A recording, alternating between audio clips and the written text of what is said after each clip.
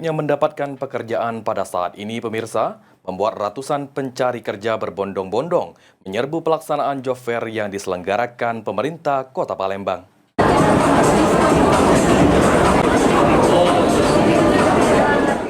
Sulitnya mendapatkan pekerjaan di Palembang membuat ratusan orang pencari kerja di Palembang rela datang berbondong-bondong mendatangi pelaksanaan job fair yang dilaksanakan oleh pemerintah Kota Palembang.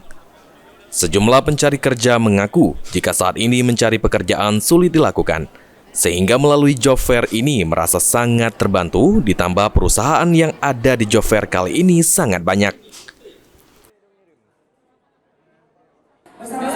Bagus sih, maksudnya tempatnya luas, juga perusahaannya juga banyak, bermacam-macam, jadi banyak pilihan lah. Karena tertarik dan sesuai dengan bidang. Tanggapan terkait job fair ini gimana, Mbak? Bagus, terus sangat baik. Membantu nggak sih ada job fair kayak gini? Sangat membantu Kak untuk kami yang baru lulus sudah. Sementara itu, PJ Wali Kota Palembang Uco Abdul Rauf Damenta mengatakan, angka pengangguran di Kota Palembang mengalami penurunan dari 64.000 menjadi 55.000. Sehingga dengan diadakannya job fair ini, diharapkan dapat menurunkan angka pengangguran di Kota Palembang.